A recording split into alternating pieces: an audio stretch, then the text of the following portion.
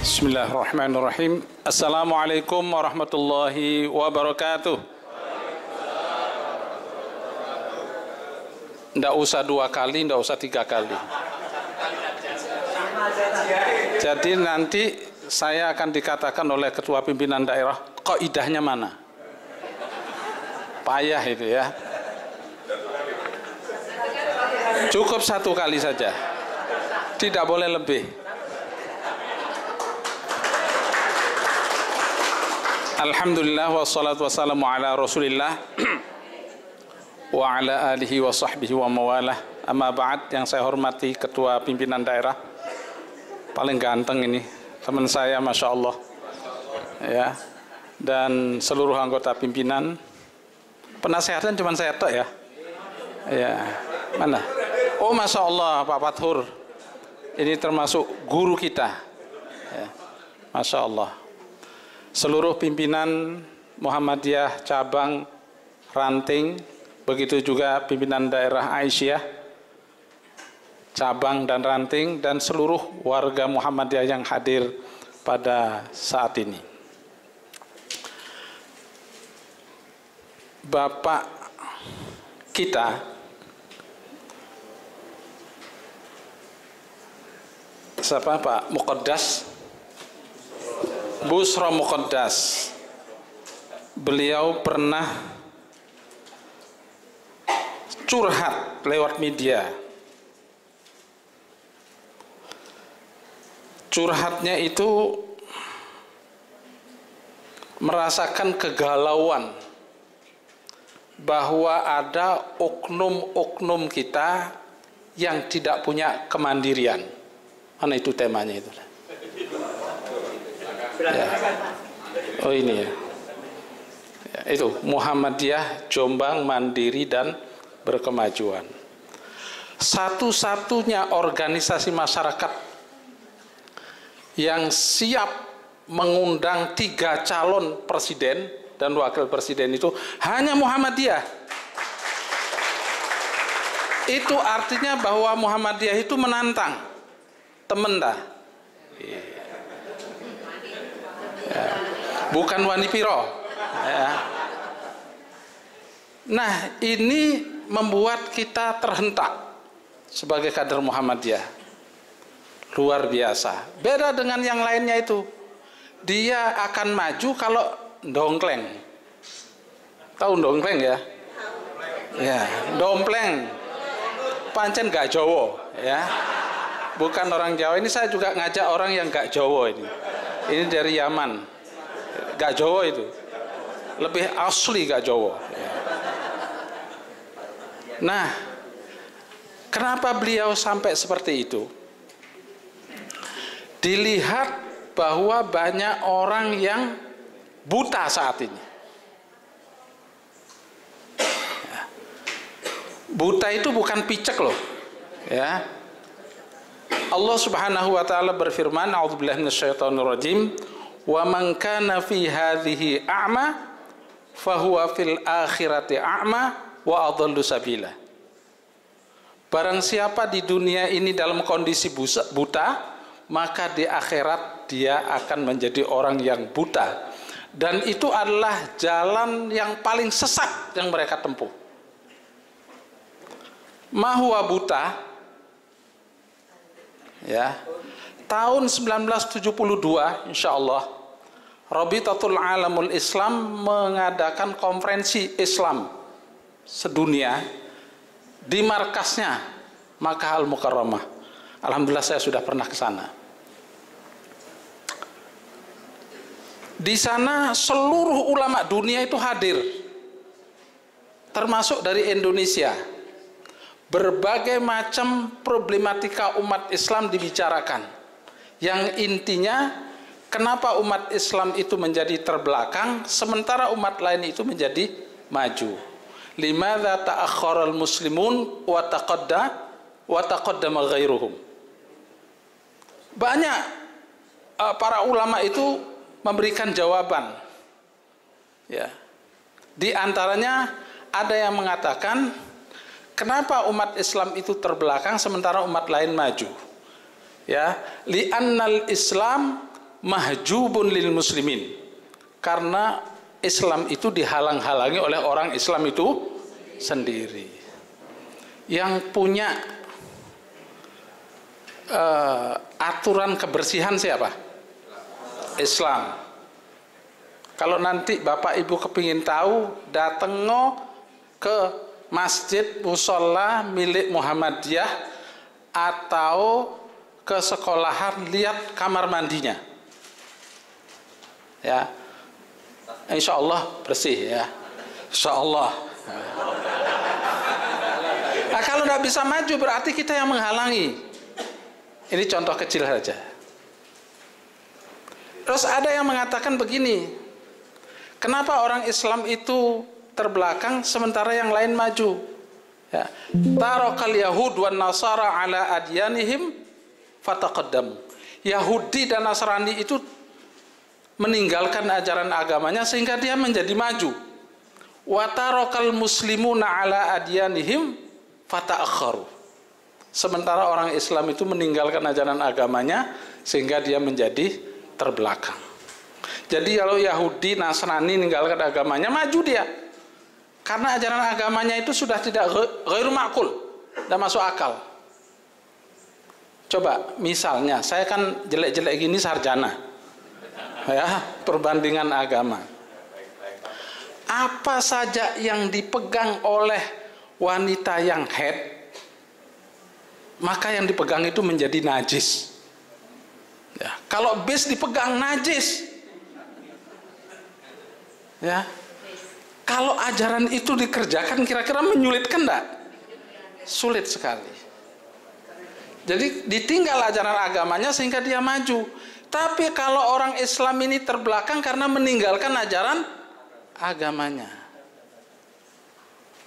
Nah, Bapak Ibu dan saudara sekalian, tadi saya katakan kenapa buta? Ya. Tahun 1972 Rabitatul Alamul Islam mengadakan konferensi itu. Lalu setelah terjadi perdebatan yang sengit sampai larut malam, tiba-tiba ada seorang buta dituntun oleh dua orang naik ke atas mimbar. Ya, dia berbicara hanya beberapa menit, disentuhnya seluruh problematika umat, sehingga seluruh yang hadir itu merasa terwakili. Dia seorang hafizul Quran. Dia hafal ribuan hadis. Dia punya sekretaris pribadi itu 7, salah satunya diantaranya adalah anaknya. Apa itu yang dimaksudkan oleh Allah? Barang siapa di dunia ini dalam kondisi yang buta, maka di akhirat dia menjadi orang yang buta. Apa itu? Ternyata tidak. Allah menjawab, la ta'mal absar. Bukan buta matanya, walakin ta'mal qulub allati fis sudur. Yang buta mata sudah tidak bisa membedakan mana yang hak, mana yang batil, mana yang patut didukung, mana yang tidak. Ini hanya pengembangan saja. Sudah tidak bisa, picek hatinya itu loh. Ya. Nah, Muhammadiyah cerdas. Ya, terang benderang laksana mentari. Siapa yang tidak kenal matahari kecuali mereka yang buta? Ya. Kecuali orang yang punya penyakit mata. Yang selalu menerangi alam. Nah, Bapak, Ibu, dan saudara sekalian, alhamdulillah Muhammadiyah itu aman-aman saja. Mandiri dan maju sesuai dengan tema hari ini. Karena itu tanggal 14 yang akan datang Muhammadiyah harus mandiri. Mandirinya apa? Mandirinya pakai akal, pakai hati. Ya. Saya kasih contoh begini ya. Ini kan sambil ngaji toh. Berapa menit nih? Nabi Ibrahim itu kan termasuk nabi kita, dan dia juga sebagai uswah. Ketika Nabi Ibrahim itu berdoa kepada Allah, Rabbi ja'al hadza baladan amina warzuq ahlahu minats thamarati man amanahum billah wal yaumil akhir. Wah, enak ngajak ngomong orang-orang Muhammadiyah itu langsung nyaut deh. Kecuali enggak. Beliau berdoa, ya Rabb, jadikan negeri kami ini aminatan mutmainnah. Amin. Ya. Ya pasti amin itu. Ya. Jadikan negeri ini stabilitas keamanannya, stabilitas ekonominya terjamin. Bagi mereka yang beriman, kata Nabi Ibrahim. Tapi dijawab oleh Allah, wa man kafara fa umatti'uh. Jangankan orang Islam, wahai Ibrahim, kalau urusan stabilitas keamanan dan stabilitas ekonomi, orang kafir aku berikan. Nih, ini coba lihat perbandingannya di ayat lain. Ketika berbicara tentang kepemimpinan, beda. Ya. Wa idzibtala Ibrahim rabbuhu bikalimatin fa'atammahun. Nah, dan ketika Ibrahim itu diuji dengan berbagai macam ujian, termasuk diantaranya sampai menyembelih anaknya. Apa bahasa kerennya itu? Apa itu, Pak Malik? Fit and proper test ya. Nah, zaman orang sekarang ini mengatakan begitu. Diuji dengan berbagai macam ujian, lulus. Dilihat rekam jejaknya, oke. Ya. Fa'atammahunna. Lalu Allah mengatakan bagaimana? Inni ja'iluka linnasi imama. Sekarang aku resmikan kamu menjadi pemimpin.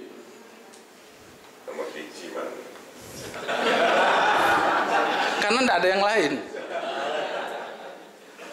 Lalu Ibrahim menjawab, Ibrahim loh, Nabiullah menjawab, wa min dzurriyyati, anak cucuku juga ya Allah jadikan pemimpin. Apa jawabnya Allah? Secara diplomatis Allah itu menjawab, la yanalu ahdid zalimin. Janjiku tentang kepemimpinan ini tidak akan aku berikan kepada mereka yang zalim, walaupun anakmu. Apalagi anakmu itu kufur, tidak becus. Ya, anaknya Nabi itu loh dipersoalkan oleh Allah. Ya, tidak tahu itu ya. Ya, la ya no. Allah mengatakan janjiku tentang kepemimpinan tidak aku berikan kepada mereka yang zalim. Tapi Ustaz, kok di sana sini saya lihat yang jadi pimpinan kok orang zalim semua. Ya, tapi esensi kepemimpinan itu tidak akan pernah terwujud karena yang dipimpin itu adalah orang yang zalim. Karena itu kita jangan mencari orang yang zalim. Paham maksud saya? Oh, ini ada kewajiban kita untuk ketuk tular. Ya, jangan egois dan jangan hanya menyelamatkan diri sendiri. Ya. Jadi kalau kita 2024 ini gagal, insya Allah kita gagal selama 5 tahun. Dan bisa selanjutnya. Ini saya tidak ngajak kampanye, ini pengajian loh ya. Yang saya kupas Al-Quran. Ya. Jadi bagaimana caranya? Kita harus tahu institusi politik. Saya tidak mengatakan partai. Institusi politik yang mana yang menegakkan kebenaran. Institusi politik yang mana yang bisa membedakan antara yang hak dengan yang batil, yang patut yang didukung, yang tidak didukung. Institusi politik mana yang li'ilali kalimatillah. Apalagi ada yang berbau-bau Muhammadiyah itu. amar ma'ruf nahi mungkar, itu kan gerakannya Muhammadiyah. Ya, ini menyangkut masalah ibadah Bapak Ibu sekalian, bukan masalah guyon. Ya, saya juga sudah kenyang dan malah kadang-kadang kecewa. Tapi serahkan kepada Allah Subhanahu wa taala. Saya kira begitu Pak Abdul Malik, Pak Profesor kita. Ya, mudah-mudahan Allah memberikan kebaikan buat kita semuanya. Anak cucu kita, bangsa ini diselamatkan dan dipilihkan ya pemimpin yang amanah, fatonah, sidik, apa lagi? Tabligh. Jadi sidik, amanah, tabligh, fatonah. Dia itu memiliki kepercayaan yang sungguh-sungguh karena punya rekam jejak bagus. Ya, amanah, jujur, tidak pernah korupsi. Ya. Yang ketiga, dia tabligh, bukan majelis tabligh. Ya. Terbuka sama siapa aja bisa, jangan sampai gini-gini. Lapo kok ini yang dijadikan sasaran. Ya. Ya. Yang terakhir adalah cerdik. Dia pandai melihat peluang. Aqulu qauli hadza wa astaghfirullahal azim li wa lakum. Saya mohon maaf. Wassalamualaikum warahmatullahi wabarakatuh.